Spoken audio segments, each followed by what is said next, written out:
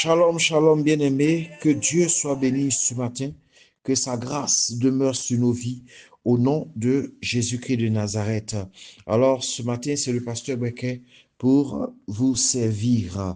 Heureux de vous retrouver sur notre plateforme, le Pain Quotidien, cette plateforme qui nous permet d'acquérir la connaissance spirituelle. Alléluia.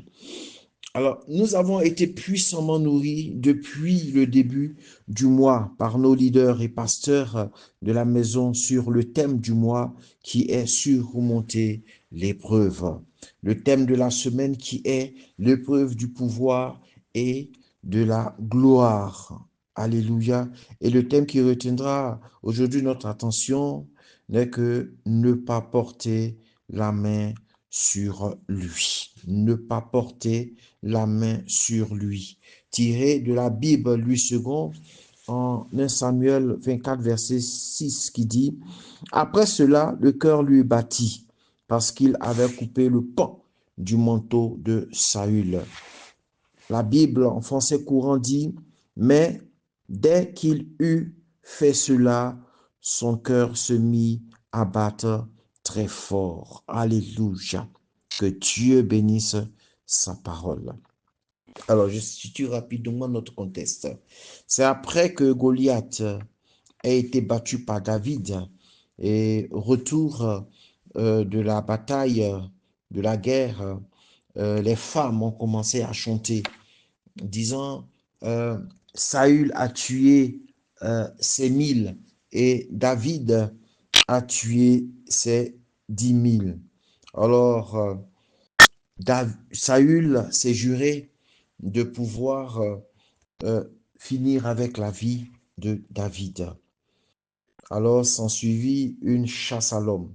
Partout où se trouvait David, Saül se renseignait pour aller en guerre contre lui. David savait que Saül ne le cherchait pas pour une causerie ni pour lui donner des conseils, mais bien pour le tuer, pour l'éliminer, et il en était conscient. Jusqu'à ce qu'il arrive la situation de la grotte d'Adullam, où David avait enfin l'opportunité de se venger de Saül, où tous ses serviteurs l'incitaient à le tuer. Il lui faisait comprendre que ce jour était prévu par Dieu pour qu'il se débarrasse de leurs persécuteurs. Car la parole dit, voici, je vais livrer ton ennemi entre tes mains et tu lui feras comme il te semblera bon. David décida de ne pas tuer Saül. Il le reconnaît comme son roi, comme le oint de l'Éternel. Il ne se croit pas autorisé à attenter à sa vie. Il ne se donne pas la capacité de décider du sort de Saül parce qu'il sait que Saül a été oint par l'Éternel et choisi de Dieu. Alléluia. Tout de même, pour montrer à Saül qu'il avait la possibilité de le tuer, mais qu'il décida de ne pas le faire, il coupa le pan de son manteau. Ce geste souligne l'importance que David accorde au respect de l'autorité, au respect du oint. Alléluia. Et à l'intégrité personnelle, même dans un contexte de conflit. Oui, dans un contexte de conflit, l'animosité n'a pas pris le dessus sur la vie de David, sur la mentalité, sur la pensée de David. Il a su garder raison et laisser l'esprit agir en lui. Alléluia.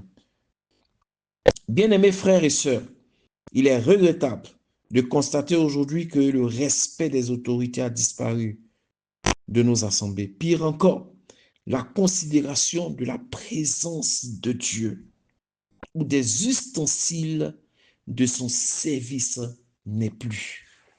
La considération de la présence de Dieu.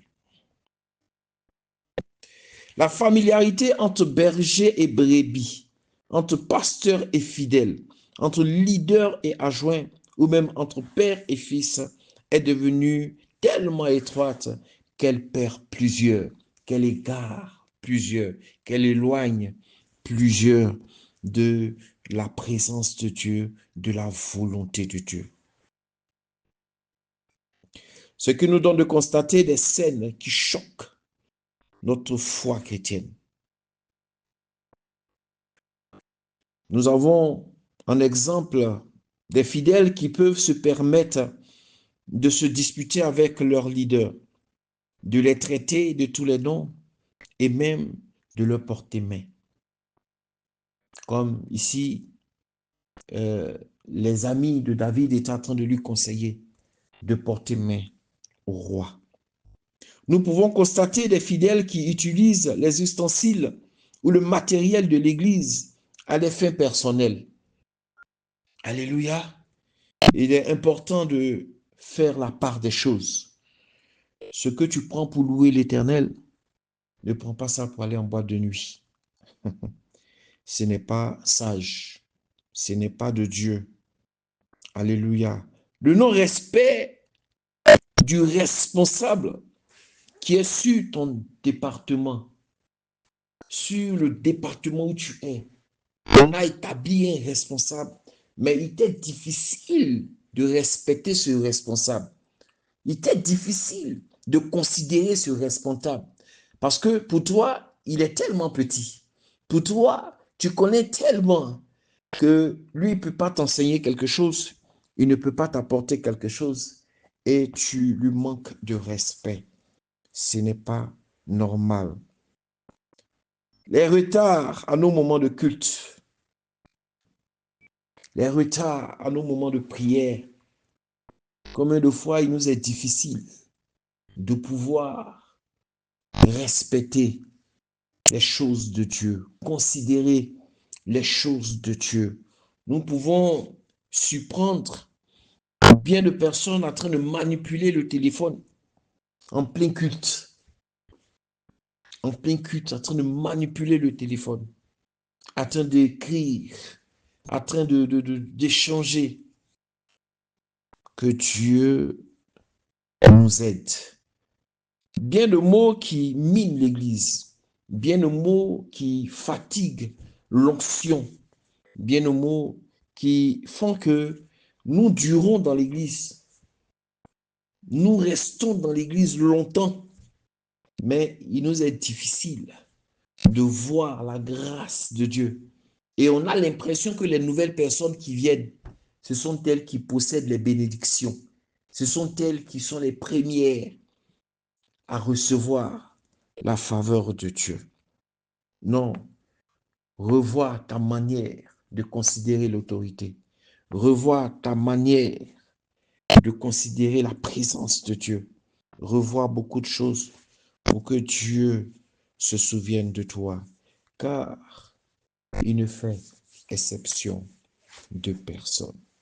Si notre conscience n'est plus éveillée sur le fait de respecter les choses spirituelles, chers frères et sœurs, nous courons à notre perte.